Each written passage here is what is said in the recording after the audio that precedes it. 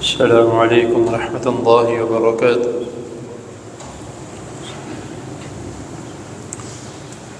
الحمد للہ الذی هدانا لهذا وما كنا لنهتدي لولا ان هدانا الله۔ اللهم صل وسلم على نبینا محمد صلی اللہ علیہ وسلم، اما بعد۔ حضرت محترم، رہن یعنی گروی رکھی ہوئی چیز کے متعلق پچھلی نشست میں چند باتیں آپ کے سامنے بیان کی گئی تھی،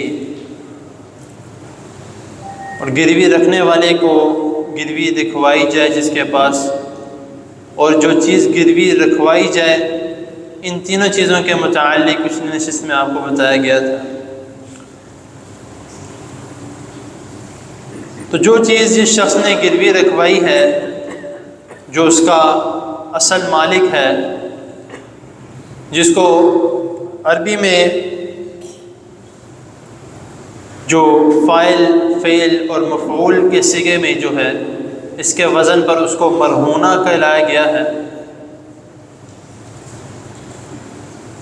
تو اس شخص کی جو بھی چیز ہے، جانور ہے، زمین ہے، یا کوئی بھی چیز اس نے اپنی قیمتی اس شخص کے پاس رکھوائی ہے جس کو اس نے قرض دیا ہے، جس سے قرض لیا ہے، تو وہ ایسا نہیں ہے کہ اس کو دینے سے وہ شخص مالک بن گیا ہے۔ مالک وہی رہے گا جس کی چیز ہے، بس اس نے کچھ دیر کے لیے ایک ضمانت کے طور پر اس کے پاس رکھوائی ہے کہ میں جب آپ کو رقم واپس کر دوں گا تو آپ میری یہ چیز اسی طرح مجھے واپس کریں گے۔ جس طرح میں نے کل کی نشست میں بھی بتایا تھا کہ جو چیز گروی رکھوائی گئی ہے اسی طرح اس شخص کے پاس واپس آنی چاہیے۔ اگر خدا نخواستہ اس طرح ہو جاتا ہے کہ جس شخص نے گروی رکھوائی ہے اور وہ قرض نہیں دے سکا، یا وہ کہتا ہے کہ مجھے مزید مہلت چاہیے، تو ایسا نہیں ہوگا، کیونکہ پہلے عرب کے ممالک میں اور اب ہمارے معاشرے میں بھی اس طرح ہوتا ہے کہ جو ہم نے چیز گروی رکھوائی ہوتی ہے کسی کے پاس، وہ اس کو ہڑپ کر لیتا ہے، یا اس کے اوپر خود کا قابض ہو جاتا ہے،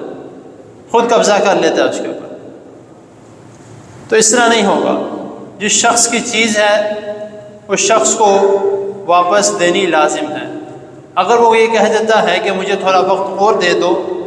لیکن جو چیز میں نے گروی رکھوائی تھی مجھے اس کی ضرورت ہے وہ دے دو، میں تمہیں کسی اور چیز کی ضمانت دے دیتا ہوں،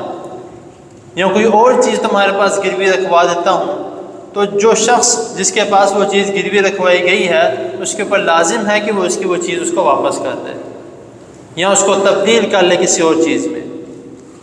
کیونکہ نبی کریم صلی اللہ علیہ وسلم جب آپ نے یہ دیکھا کہ عرب ممالک اس طرح یہ کرتے ہیں کہ کسی کے پاس اگر کوئی چیز گروی رکھوائی گئی ہے تو اگر وہ پیسے نہیں دے سکا، یا جو قرض اس نے لیا تھا وہ نہیں دے سکا، تو وہ اس کی چیز کے اوپر قبضہ کر لیتے تھے، اس کو دیتے نہیں تھے۔ وہ مہلت بھی مانگتا تھا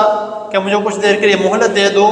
میں بعد میں جو ہے وہ قرض دے دوں گا، وہ تب بھی اس کی بات نہیں مانتے تھے، اس کی دی ہوئی چیز پر قبضہ کر لیتے تھے۔ کیونکہ تب اس وقت جس طرح ہم آج کل ہمارے معاشرے میں کچھ ایسی چیز گروی رکھوائی جاتی ہے جو سمجھ لیں کسی چیز کی شکل میں ہے، اس وقت جو ہے جانور یا زمین گروی رکھوائے جاتے تھے۔ اور جانور، جس طرح میں نے پچھلی نشست میں آپ کو بتایا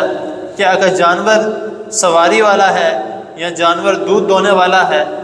تو اس کا دودھ استعمال کیا جا سکتا ہے، اس کی سواری استعمال کی جا سکتی ہے،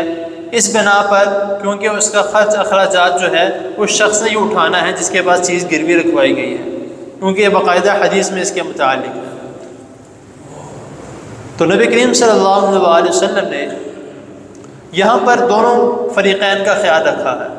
اب ایسا بھی نہیں ہے کہ جس شخص نے قرض لیا ہے اور وہ جان بوجھ کے قرض واپس ہی نہ کرے، اس کے پاس سورسز بھی موجود ہیں، وہ دے بھی سکتا ہے، انشاءاللہ قرض کے متعلق ہی آگے جو ہے آ جائے گا، تو اس کے پاس پیسے بھی موجود ہیں، دینے کی استطاعت بھی رکھتا ہے، لیکن وہ جان بوجھ کے واپس نہیں کرتا کہ میں نے اس کے پاس چیز رکھوائی یا کوئی نہیں، میں اس طرح کی ایک اور لے لوں گا، پیسے واپس نہیں کرتا۔ تو اس طریقے سے بھی نبی کریم صلی اللہ علیہ وسلم نے منع فرمایا۔ تو اگر وہ واقعی ضرورت مند ہے، دے نہیں سکتا، تو اگر وہ اپنی چیز واپس مانگ رہا ہے کہ تم یہ مجھے واپس دے دو، میں اس کے ذریعے سے جو ہے وہ تمہیں رقم دے دوں گا، یا اگر دودھ دینے والا جانور ہے یا کوئی زمین ہے یا کوئی سواری والا جانور ہے تو میں اس کے ذریعے سے جو ہے وہ تمہاری رقم لوٹا دوں گا، تو مجھے واپس کر دو، تو وہ جو شخص جس کے پاس رکھوائی گئی اس کے اوپر لازم ہے کہ وہ اس کی وہ چیز واپس کر دے۔ تو اس میں نبی کریم صلی اللہ علیہ وسلم نے جو طریقہ کار ہمیں بتایا ہے تو اس کا ہمیں خیال کرنا چاہیے۔ کسی کی چیز پر یا کسی کی بھی کوئی بھی چیز ہے اس کے اوپر خود قبضہ کر لینا جبکہ آپ اس کے مالک نہیں ہیں، نبی کریم صلی اللہ علیہ وسلم نے سختی سے منع فرمایا ہے۔ اللہ تعالیٰ کے حضور دعا ہے اللہ تعالیٰ ہمیں جو سنا ہے اس کو سمجھنے کی اور اس پر عمل کرنے کی توفیق عطا فرمائے۔ جزاکم اللہ۔